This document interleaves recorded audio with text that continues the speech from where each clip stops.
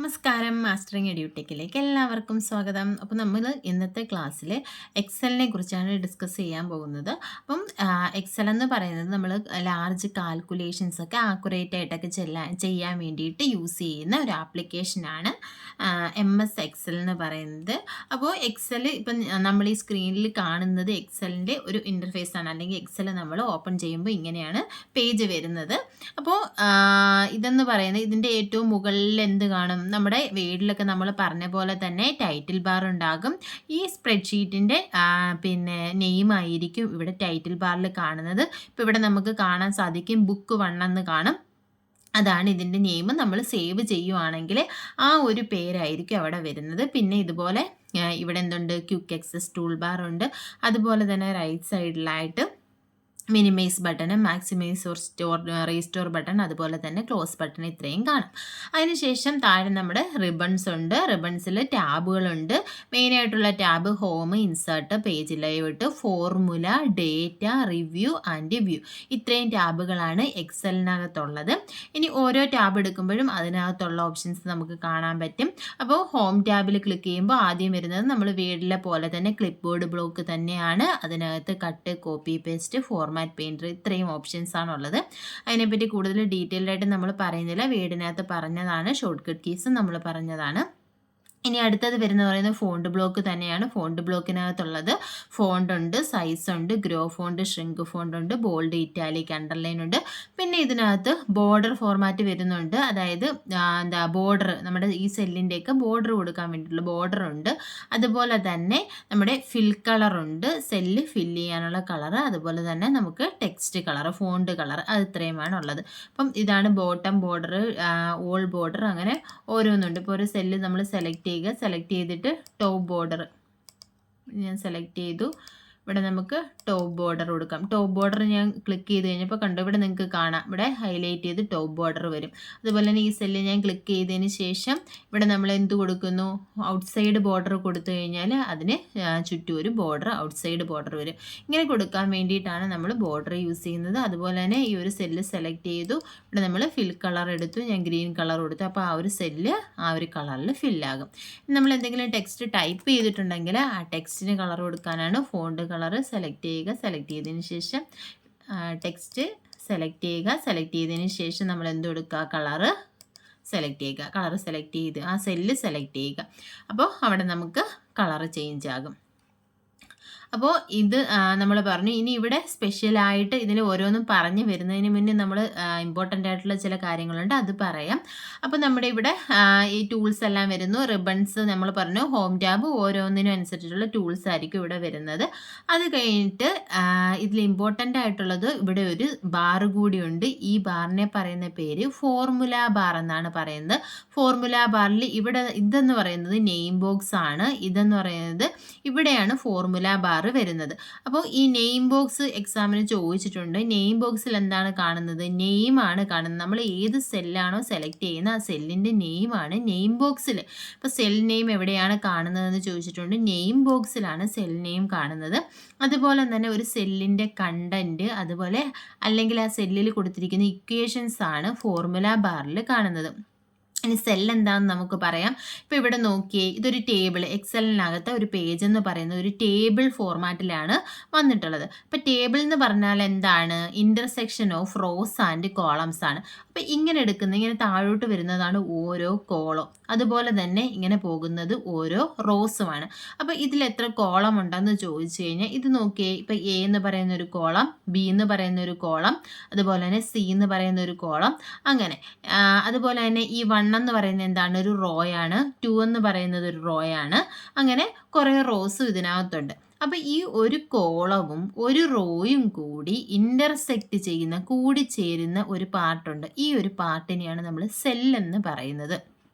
അപ്പോൾ ഈ സെല്ലിൻ്റെ നെയിം എന്ന് പറയുന്നത് ഏതൊക്കെ ഒരു സെല്ല്, ഏത് കോളവും ഏത് റോയും ചേരുമ്പോഴാണോ ഒരു സെല്ല് ഉണ്ടാകുന്നത്, അതാണ് സെല്ലിൻ്റെ നെയിം. അപ്പോൾ ഞാൻ ഈ ഒരു സെല്ല് സെലക്ട് ചെയ്തിട്ടുണ്ട്. ഇത് എ എന്ന് പറയുന്ന കോളവും 1 എന്ന് പറയുന്ന റോയും കൂടി ചേർന്നതാണ്. അതുകൊണ്ട് ഈ സെല്ലിൻ്റെ നെയിമാണ് A1.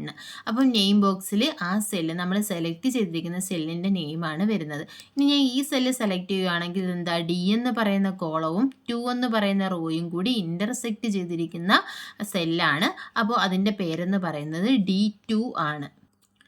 ഇനി നമുക്ക് പറയാനുള്ളത്, ഇപ്പം നമ്മൾ കോളത്തിൻ്റെ കാര്യം പറഞ്ഞു, റോയുടെ കാര്യം പറഞ്ഞു. ഇപ്പം ഈ MS Excel 2007 ടോട്ടൽ എത്ര റോസ് ഉണ്ടെന്ന് ചോദിച്ചാൽ, റോയുടെ നെയിം എന്ന് പറയുന്നത് നമുക്കറിയാം എന്താണ്, ഈ കാണുന്നതാണ് റോയുടെ നെയിം. 1 2 3 4 5 എന്നുള്ളതാണ്.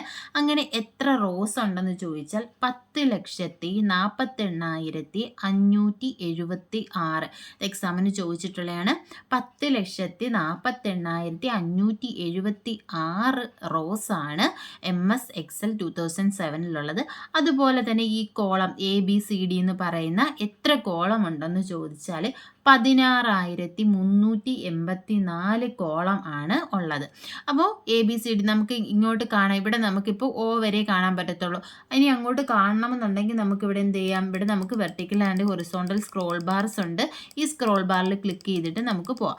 ഇനിയിപ്പോൾ നോക്കിയേ, ഞാനിപ്പോൾ ഇവിടെ വരെ വന്നു. Z നിങ്ങൾക്ക് കാണാമല്ലോ, ഇവിടെ Z എന്ന് പറയുന്ന കോളം ഉണ്ട്. Z കഴിഞ്ഞാൽ വരുന്ന കോളത്തിൻ്റെ പേരെന്താണ്? AA ആണ്. AA, AB, AC, AD, AE അങ്ങനെയാണ് കോളം പോകുന്നത്. ഇതും എക്സാമിന് ചോദിച്ചിട്ടുണ്ട്. ഇപ്പോൾ 26th കോളം Z ആണെങ്കിൽ 27th കോളത്തിൻ്റെ നെയിം എന്തായിരിക്കും? AA എന്നായിരിക്കും. 28th ആണെങ്കിൽ AB, അങ്ങനെയായിരിക്കും കോളത്തിൻ്റെ നെയിം പോകുന്നത്. അപ്പം സെൽ എന്താണ്, കോളം എന്താണ്, റോ എന്താണെന്നൊക്കെ നിങ്ങൾക്ക് മനസ്സിലായിട്ടുണ്ടല്ലോ.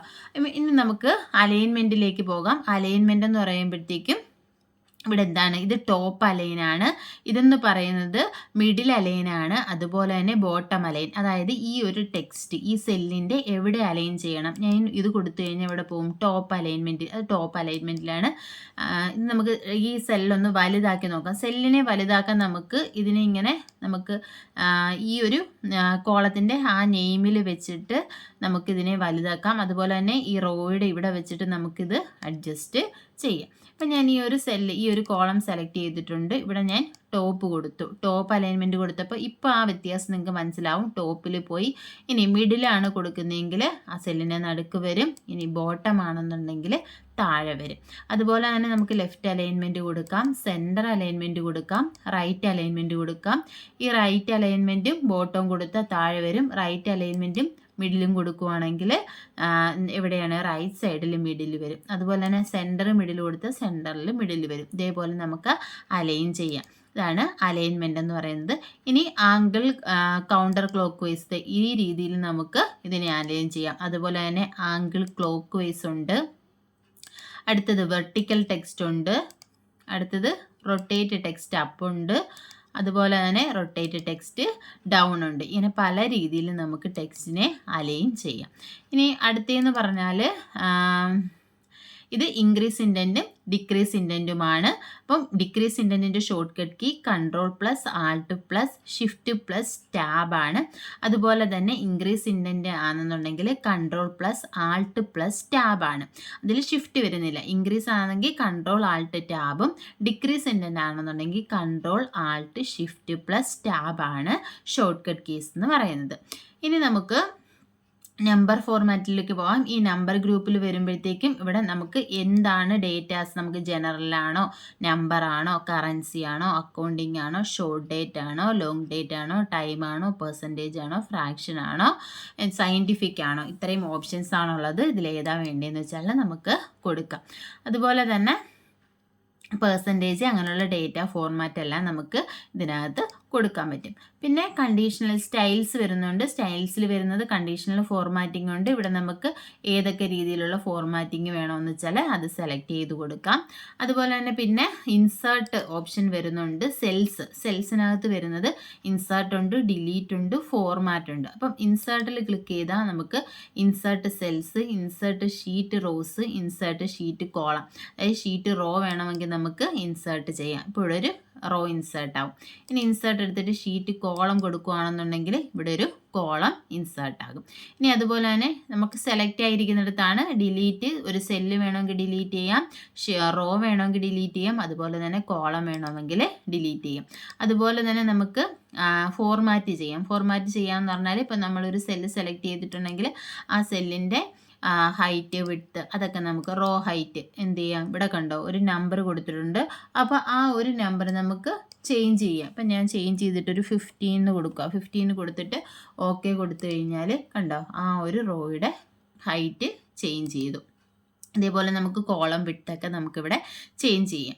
പിന്നെ ഉള്ളതെന്ന് പറയുന്നത് ഇവിടെ ഒരു ബട്ടൺ ഉണ്ട്, ഈ ഒരു സിഗ്മ, ഇത് കണ്ടോ, ഇതാണ് ഓട്ടോ സം ബട്ടൺ. അതായത് ഇതിനകത്ത് കുറച്ച് ബിൽറ്റ് ഇൻ ഫങ്ഷൻസ് ഉണ്ട്. ആ ഫങ്ഷൻസ് യൂസ് ചെയ്യാൻ വേണ്ടിയിട്ടാണ് ഈ ഓട്ടോ സം ബട്ടൺ യൂസ് ചെയ്യുന്നത്. അപ്പോൾ ഇതിനകത്തുള്ള ഫങ്ഷൻ എന്ന് പറഞ്ഞാൽ സമ്മ്, ആവറേജ്, കൗണ്ട്, മാക്സ്, മിന്ന്, അതുപോലെ തന്നെ മോർ ഫങ്ഷൻ എടുത്ത് അതിൽ കൂടുതൽ ഫങ്ഷൻസ് നമുക്ക് ചെയ്യാം. അതിനു മുന്നേ നമുക്ക് പറയാനുള്ള ഒരു കാര്യം എന്ന് പറഞ്ഞാൽ എക്സൽ നമ്മൾ കാൽക്കുലേഷൻ ചെയ്യാനാണല്ലോ യൂസ് ചെയ്യുന്നത്. അപ്പോൾ ഇവിടെ നമ്മൾ 2 സെല്ലുണ്ട്, 2 സെല്ലിൽ 2 വാല്യൂസ് ഉണ്ട്. അപ്പം ഈ വാല്യൂസിനെ നമുക്ക് കാൽക്കുലേഷൻ പല രീതിയിൽ ചെയ്യാം. ഇപ്പോൾ നമുക്ക് അഡിഷനാണ് നമ്മൾ ചെയ്യുന്നതെന്നുണ്ടെങ്കിൽ നമുക്ക് സെല്ല് ഡയറക്റ്റ് വാല്യൂസ് കൊടുത്തിട്ട് അഡിഷൻ ചെയ്യാം.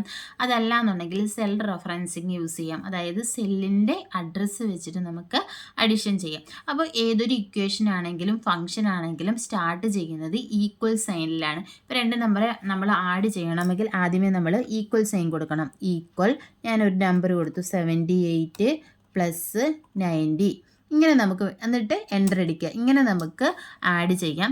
അതല്ലാന്നുണ്ടെങ്കിൽ ഈക്വൽ സൈൻ കൊടുക്കുക. ഈക്വൽ സൈൻ കൊടുത്തിട്ട് ഈ സെല്ലിൽ ക്ലിക്ക് ചെയ്ത് കഴിഞ്ഞാൽ സെൽ റെഫറൻസ്, സെല്ലിൻ്റെ അഡ്രസ്സ് ഇവിടെ വരും, C5. ഇനി അടുത്ത ഓപ്പറാൻഡ് കൊടുക്കുക, പ്ലസ് ആണെങ്കിൽ അത് കൊടുക്കുക, അതുപോലെ തന്നെ അടുത്ത സെല്ല് കൊടുക്കുക.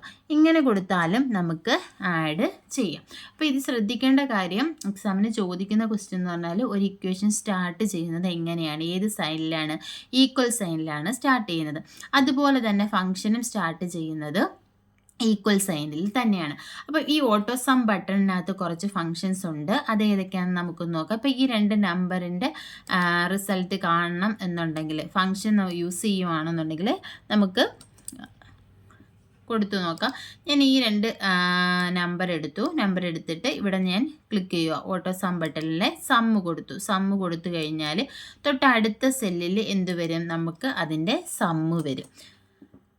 അതുപോലെ തന്നെ ഇനി അടുത്തത് നമുക്കിതിൻ്റെ ആവറേജ് ആണെന്നുണ്ടെങ്കിൽ ഈ സെല്ലിൽ ക്ലിക്ക് ചെയ്യുക. ഏതൊക്കെ വാല്യൂസിൻ്റെ ആവറേജ് ആണോ കാണേണ്ടത് ആ 2 സെല്ല് സെലക്ട് ചെയ്യുക. അതിനുശേഷം ഓട്ടോ സം ബട്ടണിൽ ആവറേജ് എന്ന് പറയുന്ന ഒരു ഓപ്ഷൻ ഉണ്ട്. ഇത് കൊടുത്തു കഴിഞ്ഞാൽ അതിൻ്റെ ആവറേജ് കിട്ടും. ഇനി അടുത്ത ഫങ്ഷൻ എന്ന് പറഞ്ഞാൽ മാക്സ് ആണ്. നോക്കട്ടെ,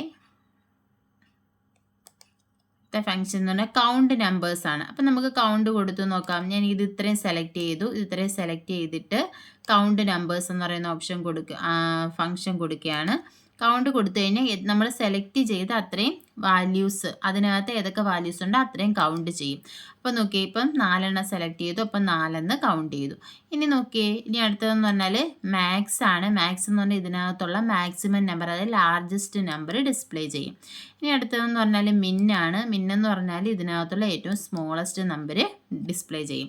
ഇത്രയുമാണ് ഓട്ടോ സം എന്ന് പറയുന്നതിനകത്ത് വരുന്നത്. അല്ലാതെ എക്സ്ട്രാ ഒരുപാട് ഫങ്ഷൻസ് ഉണ്ട്. അത് നമുക്ക് നോക്കാം ഏതൊക്കെയാണെന്നുള്ളത്. പിന്നെ ഒരു ഫീച്ചറുണ്ട്, ഓട്ടോ ഫിൽ ഫീച്ചർ. അതായത് നമുക്ക് ഓട്ടോമാറ്റിക്കലി ഫിൽ ചെയ്യാം. ഇപ്പോൾ ഒരു സെല്ലിൽ ഞാൻ 1 കൊടുത്തു, അടുത്ത സെല്ലിൽ 2 കൊടുത്തു. അപ്പോൾ 2 സെല്ലിൽ വാല്യൂസ് കൊടുക്കണം. അതിനുശേഷം ഈ 2 സെല്ലും സെലക്ട് ചെയ്യുക. സെലക്ട് ചെയ്ത് കഴിയുമ്പോൾ ഇവിടെ ഒരു ചെറിയ റെക്റ്റാങ്കിൾ കാണാൻ പറ്റും. ആ റെക്റ്റാങ്കിൾ നമ്മുടെ മൗസ് വയ്ക്കുമ്പോൾ ഒരു പ്ലസ് സൈൻ ആവും. അപ്പോൾ പ്ലസ് സൈൻ ആകുമ്പോൾ നമ്മൾ താഴോട്ട് ഡ്രാഗ് ചെയ്യുക. ഡ്രാഗ് ചെയ്ത് കഴിയുമ്പോൾ അത്രയും ഭാഗം നമുക്ക് ഓട്ടോമാറ്റിക്കലി ഫിൽ ചെയ്യാം. നമുക്ക് ടൈപ്പ് ചെയ്ത് അത്രയും സമയം ലാഭിക്കാൻ പറ്റും. അതുപോലെ തന്നെ ഇപ്പോൾ ഏത് സീരീസാണോ നമ്മൾ കൊടുക്കുന്നത് ആ സീരീസിലായിരിക്കും നമുക്ക് വാല്യൂ കിട്ടുന്നത്. ഇപ്പോൾ 2, 4 അങ്ങനെ കൊടുക്കുകയാണെന്നുണ്ടെങ്കിൽ നമുക്ക് ഈവൻ നമ്പേഴ്സ് കിട്ടും. ഇത് 2 വേണം. അപ്പോൾ 2 സെലക്ട് ചെയ്യുക. സെലക്ട് ചെയ്തിട്ട് റെക്റ്റാങ്കിളിൽ വെക്കുക, ഡ്രാഗ് ചെയ്യുക. അതുപോലെ തന്നെ നമുക്ക് മന്ത്, ജനുവരി, ഫെബ്രുവരി, അതുപോലെ തന്നെ ഡേയ്സ്, സൺഡേ, മൺഡേ, ഇങ്ങനെയുള്ളതൊക്കെ നമുക്ക് ഇതുപോലെ ഫിൽ ചെയ്യാൻ പറ്റും. അപ്പോൾ ഇങ്ങനെ സെലക്ട് ചെയ്യുക. സെലക്ട് ചെയ്തതിന് ശേഷം ഡ്രാഗ് ചെയ്യുക.